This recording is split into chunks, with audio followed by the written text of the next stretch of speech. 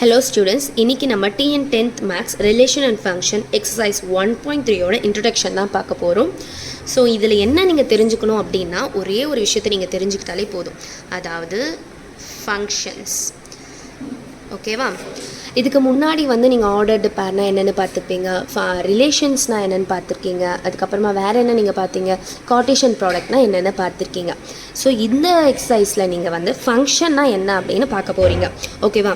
ரொம்பவே ஷார்ட்டாக என்ன அப்படின்றத நான் சொல்லிடுறேன். ஸோ எக்ஸ் ஒய் அப்படி இருக்க வச்சுக்கோங்க. இதில் ஏபிசி, இதில் 2 3 4 7 அப்படி இருக்குது. ஓகேவா? இப்போது இது மாதிரி 2 இருக்குது. இது இப்படி பேர் ஆகிருக்குன்னு வச்சுக்கோங்களேன். இது நம்ம ஃபங்க்ஷன்னு சொல்லலாம். ஏன் அப்படின்னா எக்ஸில் இருக்கிற எல்லா வேல்யூக்குமே எல்லா எலமெண்ட்டுக்குமே ஒரு பேர் இருக்குது. ஓகேவா? இதுவே எக்ஸ் ஒய் இப்படி இருக்குது, 2 3 7 8 4 6 8 இப்படி இருக்குது வச்சுக்கோங்க. இந்த மாதிரி இப்படி இருந்துச்சுன்னா இது ஃபங்க்ஷன் கிடையாது. ஏன்னா எக்ஸில் ஒரு எலமெண்ட்டுக்கு பேர் கிடையாது, அதனால் இதை நம்ம ஃபங்க்ஷன்னு சொல்ல மாட்டோம். ஓகேவா? அடுத்தது பாருங்கள், எக்ஸ் ஒய் ஏபிசிடி, இங்கே 7 8 9 10 அப்படி இருக்கு. ஓகேவா? இந்த மாதிரி இருக்குது அப்படின்னா இதையும் நீங்கள் ஃபங்க்ஷன்னு சொல்ல மாட்டீங்க.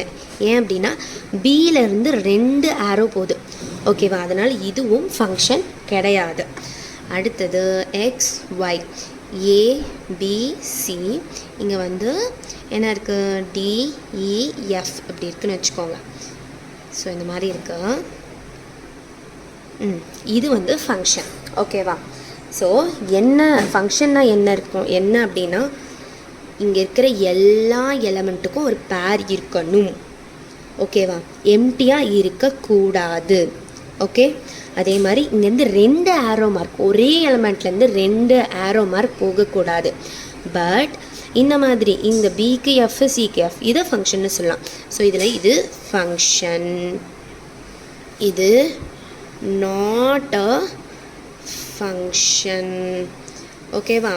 இதுவும் நாட் அ ஃபங்க்ஷன், இது ஃபங்க்ஷன். ஓகேவா? ஸோ அவ்வளோதான். ஃபங்க்ஷன்னா இது மட்டும்தான் ஃபங்க்ஷன். ஓகேவா? என்னென்னு நான் மறுபடியும் ரீகால் பண்ணுறேன். ஸோ நீங்கள் மறக்காதீங்க, எப்போவுமே எக்ஸ் எல்லாத்துக்கூட எக்ஸ் எல்லாமே பேர் ஆகி இருக்கணும். எக்ஸ்லேருந்து ஒரே ஒரு ஆரோ மார்க் தான் போகணும், அதாவது ஒரு எலமெண்ட்லேருந்து ஒரு ஆரோ மார்க் தான் போகணும். எக்ஸ் எப்போவுமே எம்டியாக இருக்கக்கூடாது. அவ்வளோதான். ஓகேவா ஸ்டூடெண்ட்ஸ்? நெக்ஸ்ட் வீடியோவில் இருந்து எக்ஸசைஸ் 1.3 இருக்கிற சம்ஸ் பார்க்கலாம். சேனலை மறக்காமல் சப்ஸ்கிரைப் பண்ணிக்கோங்க. கூடவே பக்கத்தில் இருக்க பெல் ஐக்கானை கிளிக் பண்ணிக்கோங்க. அப்போ தான் நான் அப்லோட் பண்ணுற ஒவ்வொரு வீடியோவும் உங்களுக்கு நோட்டிஃபிகேஷனில் வரும். ஓகே ஸ்டூடெண்ட்ஸ், பாய்.